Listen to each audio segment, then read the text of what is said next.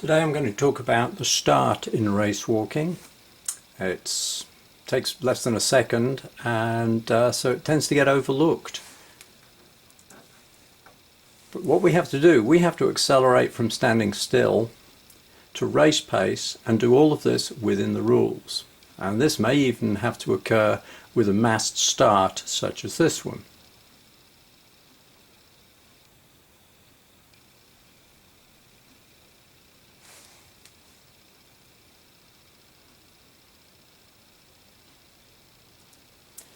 So we have the intersection of two rules here, the starting rules and race walking rules.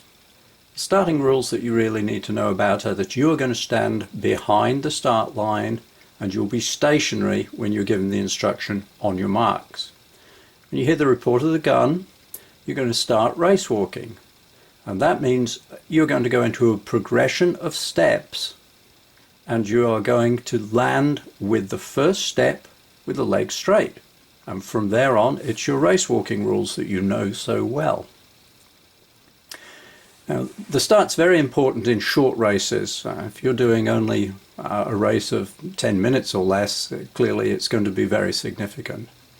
But that start that you just saw, although it's slowed down, takes less than a second.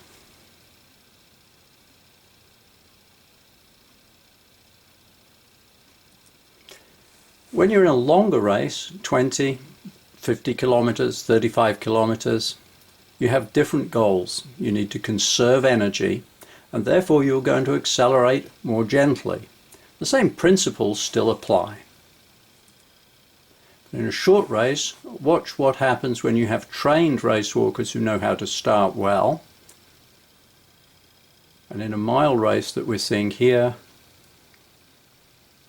the elite walkers have, in 7 steps, effectively closed the race down for the tail enders. They're already at target race pace. So let's go through this from the standpoint of what it's going to be like if you go to a race and you're doing a short race. So you'll check in, you'll go to clerking, and you'll get your numbers. You're going to then head over to the start line ready for your race. The officials will line you up from the inside of the track in numeric order. So if you have a low number on your hip or bib, you'll be on the inside, and then you're in numeric order to the outside. Very often the chief race walk official will introduce themselves and then take you through the use of yellow paddles, where the DQ board is, red cards, and so on. This is very common if it's an entry-level or high school race, and it becomes less common as you get to higher levels. Let's look at a push start. This is seen from behind and it actually helps you see how it works. So there you are. In 1 second they go from standing and into action. Now let's watch it in slow motion. They're going to come up to the line and place a foot close to but not on or over the line, opposite arms and legs forward, knees bent. When the gun sounds, they're going to push off and into a race walking action. Let's break this into parts. On the instruction, on your marks, you're going to come up to but not on or over the line. You're going to lean forward, bring the opposite arm and leg forward. You're going to bend your knees. When you are still, the starter will fire the gun. You're going to drive hard with the front leg and give a small push with your back foot to start the rear leg swinging forward.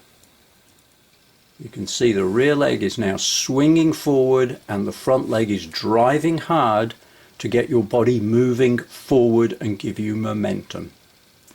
To help with this, the lead arm has now been driven back hard. You can see that elbow high in the air behind those athletes on the inside lanes. They then land on a straight leg, and you can see that from the rear, and by pure luck, a photograph taken just at the next moment from the front, you can see them landing on a straight leg. And within a matter of 3 or 4 steps, the athletes are away and at their goal pace. Here we see another view, and watch this. We stop for a moment. You can see that straight leg in the first step. Watch this again. Gun goes, straight leg on contact with the ground. Let's look from the front. We'll go through one more time. You're going to line up on your start line.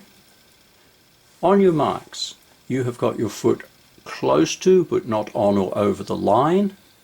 Opposite arm and leg leading at the front. Knees are bent and you're leaning forward. Gun goes. You are pushing lightly with the back foot to start the leg swinging and driving hard with the front leg to give momentum to your body. You're also assisting this with a very vigorous arm drive to get that rear foot going forwards and landing on a straight leg.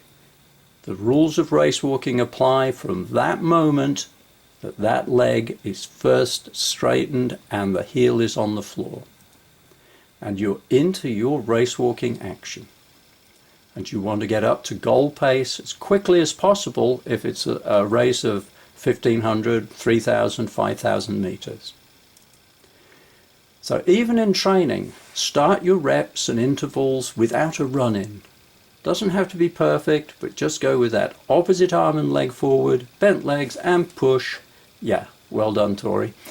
And let's watch it one more time in slow motion at an actual race.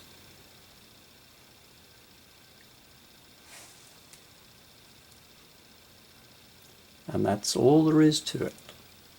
So here's a summary that you can screen grab if it's useful. On your marks, you're going to be behind, not on or over the line. Opposite arm and leg lead. Bend your knees. Stay still until you hear the gun. Then you are going to push by straightening your knees, swinging the rear foot forward, driving an elbow back, and landing on a straight leg so you can pivot in to your race walking technique. Lots of help from lots of people here. Thank you all the athletes, the officials and photographers who all have helped out with this. Thank you all very, very much. This is Ian Watley. I wrote and narrated this, so anything that's wrong, blame me. Thank you very much. I hope this was useful.